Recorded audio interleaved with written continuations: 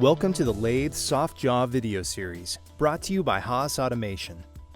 In our first video, we learned about the fundamentals of cutting lathe soft jaws when we made two different sets of OD gripping jaws. In this second video, we are once again joined by Andrew, who will now cover the important aspects of ID gripping jaws using this ring cap as an example. We also cover recutting your jaws, as well as how and when to add a taper to jaws to achieve a perfect fit.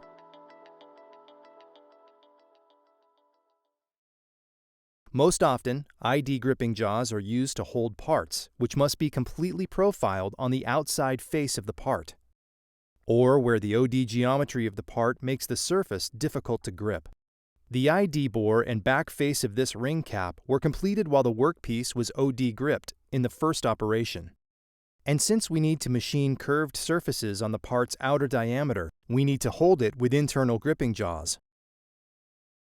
Andrew is considering whether to use standard soft jaws or pie jaws to ID grip this part. If he were to use regular soft jaws to hold this thin-walled part, at higher holding pressures the ring would begin to distort during clamping. Pie jaws allow this part to be clamped in a more robust and consistent manner. Pie jaws are often used to hold thin wall parts that will deform easily without full support. As shown in this graphic, gripping force is distributed much more evenly over the surface area of our pie jaws than compared to a regular soft jaw. As we covered in the previous video, we have ensured the jaws are clean before mounting, that the jaws are torqued in place, and that the chuck was lubricated at the beginning of the day using this Chuck Ease grease. Remember, with our jaws in position for cutting, the T-nuts must be inside the chuck body. Since we'll be using these pie jaws to hold a large ID part, we can't use this style of boring ring since it will block the cutting path. Instead, Andrew will use this style of boring ring. Spinning the boring ring counterclockwise moves the three-threaded grippers outward, so they can be removed. Andrew flips them around and inserts them back in the body, matching the letters on the grippers to the correct letters on the slots. The jaw grippers are now facing outward. At the chuck, Andrew places the outward-facing grippers into the screw holes in the pie jaws and clamps down. However, the jaw stroke is not at the center of travel, so the boring ring will need to be adjusted. To do this, unclamp the jaws and rotate the threaded body of the boring ring to adjust the position of the grippers. This time, with the chuck clamped, the jaws are in the middle of their stroke, right where they need to be to cut these jaws. We set the clamping pressure to 100 psi, and we'll keep the spindle speed below the recommended 900 RPM. And just as we did with OD gripping, we will need to push the jaws in the same direction that we will be ID gripping the part, this time outward against the boring ring. Take special note of how fast the spindle will be rotating during actual part machining. As speeds increase over 1000 RPM, centrifugal force acting on the jaws will begin to significantly increase gripping force as the jaws are forced outward. Chuck pressure may need to be reduced to compensate for this added force. This is another reason to consider using pie jaws. With pie jaws, the additional centrifugal jaw pressure will be spread evenly over the internal surface of the part. Regardless of what kind of ID gripping jaws you are using, jaws holding the inside diameter of the workpiece should always be cut to match the nominal workpiece diameter. With the jaws pushing outward against the boring ring at 100 psi, the master jaws at mid-stroke, and our program set to cut to the nominal part diameter, these jaws are ready to cut.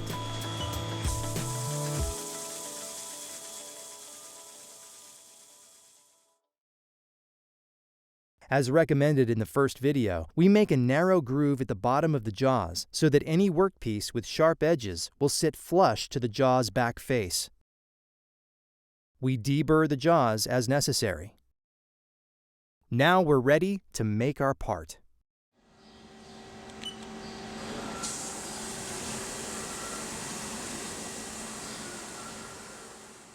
To demonstrate how uniformly the pie jaws grip the part, Andrew mounts an indicator to check how much runout we have, with our part gripped in these jaws. At 250 psi clamp pressure, our part's total indicated runout using the pie jaws is 5/10,000ths. In contrast, with a standard set of soft jaws cut to grip this part, we see a total indicator runout of 15,000ths at 250 psi.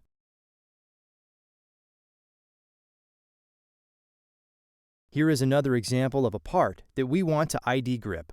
This pulley has sufficient wall thickness to allow us to use standard soft jaws. However, the part's inside diameter bore, which we want to grip, is so small that neither of our boring rings will fit inside of our cutting path.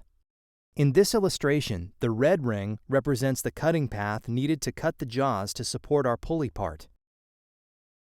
We can't mount any of our traditional boring rings in this position because we plan to cut here.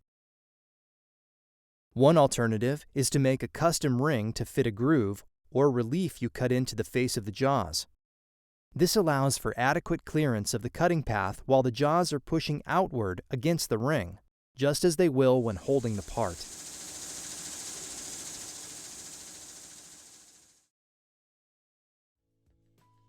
Although there are many factors that you should take into account when choosing regular versus pie jaws, these examples represent two possible scenarios to consider when trying to properly support your part.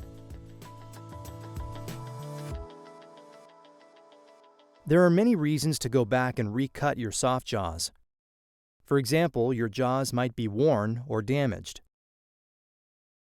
Or maybe your parts are beginning to creep out of tolerance. Andrew plans to reuse the jaws that were originally cut to hold our bearing housing part.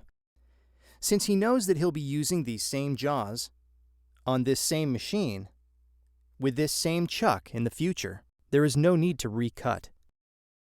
Before disassembly, he finds a mark or feature on the master jaw and scribes a line on the soft jaws to locate them at this exact tooth position in the future. Then, as he removes each jaw, he numbers it to match the number of the corresponding master jaw on the chuck. In this way, concentricity will be maintained without cutting the jaws again. Andrew packs his jaws away and powers down the machine.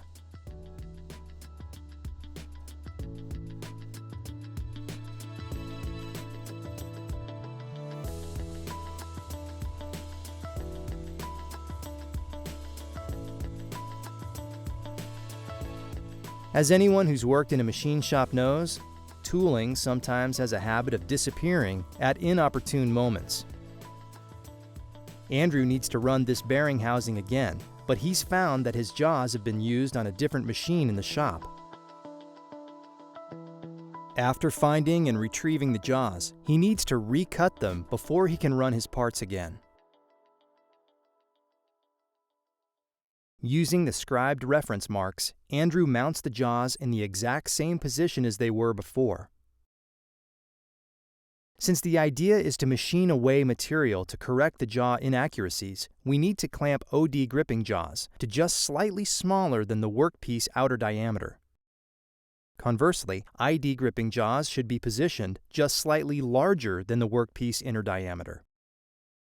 We will use our part to set the initial position of the jaws as they clamp the boring ring. We want to check what diameter the jaws are actually positioned at. To do this, we program a simple move going to X0 with the tool and offset we'll be using to recut the jaws.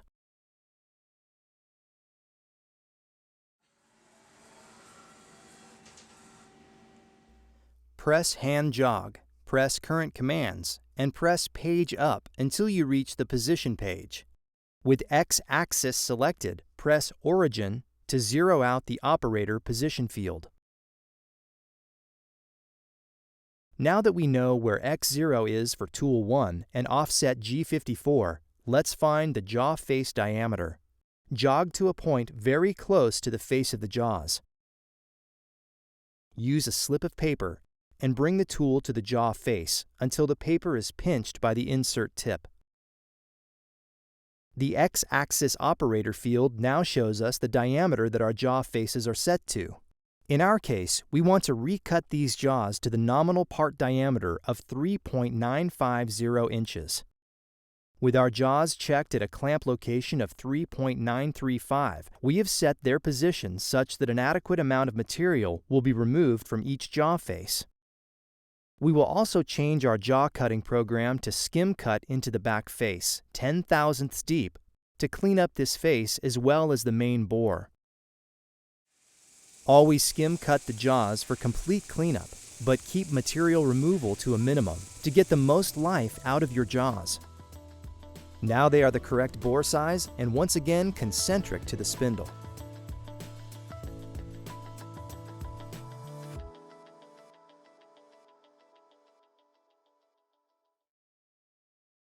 When clamping force increases, so does the deformation of the jaws.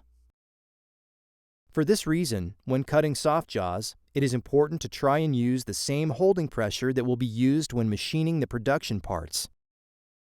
When the pressure needed to hold the part is much higher than the pressure that was used to cut the jaws will deflect away from the part, particularly at extreme differences in clamping pressure and at very long jaw lengths. To compensate for this deflection, cutting a slight taper in the jaws may become necessary. After the taper is cut and the correct force is applied to the workpiece, the jaw faces will still be parallel to the workpiece despite jaw deflection. Let's look at some real-world scenarios. This set of short steel jaws was bored to 1 inch deep while being held at 100 psi. When we clamp this accurately machined slug at 300 psi and check for deflection, we find that we can't insert even a 1/1000th of an inch feeler gauge at the jaw tips. Next, we have these short aluminum jaws cut with a 1.5 inch deep bore, also at 100 psi. Again, we clamp the machined slug at 300 psi, and although you might think, with the softer material and different clamping height, we might see significant deflection, we still can't get the 1/1000th of an inch feeler gauge in between the jaw and the workpiece. To demonstrate a more extreme scenario, we move on to these tall 4-inch aluminum jaws, which were bored very deep at a clamping pressure of only 50 psi. When we clamp the demonstration workpiece at a pressure of 400 psi, jaw deflection becomes significant. Let's find out just how much taper should be added to the jaw bore. Andrew measures the space between the deflected jaw and the workpiece using the feeler gauges. He finds a 4/1000th of an inch space, so he will start by adding a 4/1000th taper to the jaws. For both outside holding and inside holding jaws, you should cut the taper to leave more material at the jaw tip than at the jaw base. Going back to his original program, Andrew changes the starting point of the cut from Z0.05 to Z0 to start right at the face of the part. He inserts U0.008 in front of the Z depth move. This will taper the face so the bore is larger diameter at the bottom than at the top. Since U0.008 is a diametrical adjustment, it will taper each wall 4/1000ths of an inch. Andrew cuts the taper in the jaws.